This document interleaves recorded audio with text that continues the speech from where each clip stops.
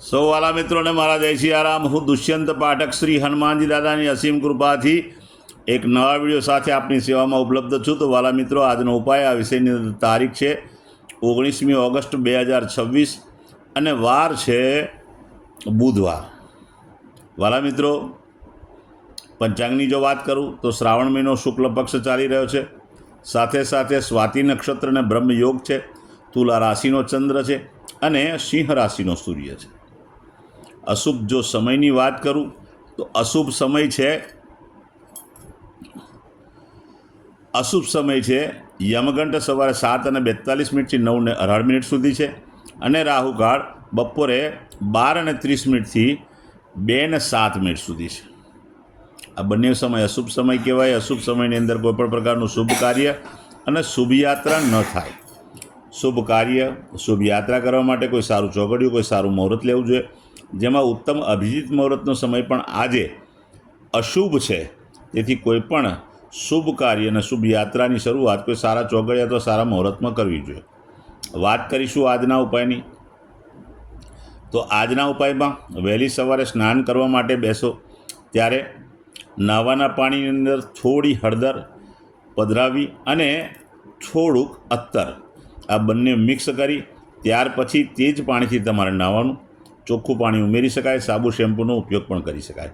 સ્નાન થઈ ગયા પછી તમારે 23 ઇલાયચીની માળા બનાવવાની અથવા 23 ઇલાયચી છૂટી લઈને ગણપતિ દાદાના મંદિરે જવાનું, અથવા પોતાના ઘરમાં ગણપતિ દાદાની મૂર્તિ હોય તો તેના ચરણોની અંદર 23 ઇલાયચી મૂકી દેવાની, દર્શન કરવાના, આશીર્વાદ મેળવવાના। આટલું કર્યા પછી સંધ્યાકાળે પશ્ચિમ દિશા તરફનું મુખ રાખીને શ્રી હનુમાનજી દાદા અને કાગભૂષણી રામાયણજીનો પાઠ, એક હનુમાન ચાલીસાનો પાઠ દાદાને અર્પણ કરવાનો। ત્યાર પછી સૂતા પહેલાં પોતાની પથારીમાં બેસવાનું, પરાઠી વાળવાની, ઓમ કૃષ્ણાય વાસુદેવાય હરે પરમાત્મને પ્રણત ક્લેશનાશાય ગોવિંદાય નમઃ, આ મંત્ર યથાશક્તિ તમારે જપવાનો। બસ આટલું કરી લેશો એટલે આજનો ઉપાય પરિપૂર્ણ થશે। જે મારા વાલા મિત્રનો જન્મદિવસ 19મી ઓગસ્ટ 2026 અને બુધવારના દિવસે આવ્યો છે, એવા બધા જ વાલા મિત્રોને સૌપ્રથમ તો જન્મદિવસની શુભકામના। શ્રી હનુમાનજી દાદા તમારી મનોકામના પૂર્ણ કરે, બલબુદ્ધિ વિદ્યા આપે અને તમારા પરિવારનું રક્ષણ કરે। ઉપાયના ભાગરૂપે મેં કહ્યું તે પ્રમાણે સ્નાન અને સાથે સાથે મેં કહ્યું તે પ્રમાણે તમારે ઇલાયચીની માળા અથવા છૂટી ઇલાયચી ગણપતિ દાદાને અર્પણ કરવાની। બસ આટલું કરી લો। ત્યાર પછી ગૌશાળાએ જવાનું, ગાયોની પરિક્રમા કરવાની, ગાયોને લીલું ઘાસનું દાન આપવાનું। તમારે ત્યાં ભોજન બન્યું તે ભોજન પણ ગાયોને અર્પણ કરવાનું, ગાયોના આશીર્વાદ મેળવવાના। ત્યાર પછી સંધ્યાકાળનો સમય થાય, ઘીમાં બનેલી મીઠાઈ નાના નાના બાળકોને, વડીલોને, શ્રમિકોને, દરિદ્ર લોકોને, ગરીબોને, જરૂરિયાતમંદ લોકોને, બ્રાહ્મણને, બધાને તમારે ઘીની બનેલી મીઠાઈ ભેટમાં આપવાની છે। આટલું કરી લેજો, તમારો આખું વર્ષ બહુ ઉત્તમ રીતે શાંતિથી પસાર થશે। વિશેષ ઉપાય એ છે કે જેનો જન્મદિવસ છે તેમણે ભણતો અભ્યાસ કરતો જે વિદ્યાર્થી હોય એને અભ્યાસની સામગ્રી, નોટ, પેન, દફતર, કંપાસ, તમે કોઈ પણ વસ્તુ ભેટમાં આપી શકો। તમે ડ્રેસ આપી શકો, એને બૂટ ચપ્પલ અપાઈ શકો, પણ અભ્યાસ કરતા વિદ્યાર્થીઓને આ દાનમાં આપવાનું છે। ત્યાર પછી જેમની મેરેજ એનિવર્સરી 19મી ઓગસ્ટ 2026 બુધવારના દિવસે છે, એ બધા જ વાલા મિત્રો સવારે સ્નાન કરી વડીલોના ચરણ સ્પર્શ કરે, આશીર્વાદ મેળવે।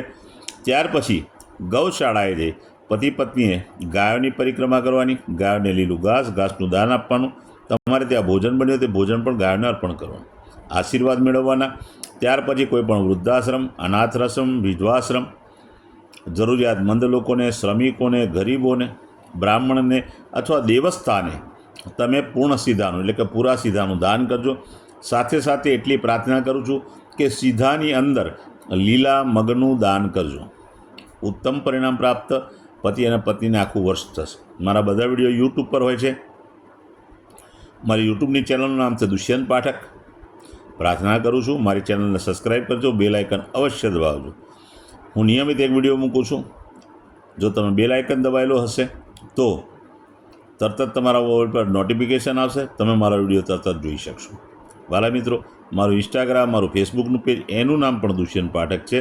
પ્રાર્થના કરું છું કે મારા એ પેજને ફોલો કરજો, લાઈક કરજો અને મારા બધા વિડીયોને સોશિયલ મીડિયાના તમારા એકાઉન્ટ ઉપરથી શેર કરજો. કારણ કોઈ સંઘર્ષમાં ફસાયેલા વ્યક્તિ સુધી આ વિડીયો પહોંચે, બસ એટલું જ મારું લક્ષ્ય છે. વાલા મિત્રો, હું નિયમિત એક વાત પ્રામાણિકતાથી કહું છું કે મારો વિડીયો એક વખત જોવાથી કે એકવાર ઉપાય કરવાથી 24 કે 48 કલાકની અંદર કોઈ પરિણામ મળતું નથી. મારો નિયમિત વિડીયો જોશો, નિયમિત ઉપાય કરશો તો હું ચોક્કસ વિશ્વાસ સાથે કહું છું તમારા જીવનમાંથી સંઘર્ષ ઓછો થશે. વાલા મિત્રો, નવા વિડીયોમાં ફરીથી મળીશું. આપ સૌને મારા સીતારામ.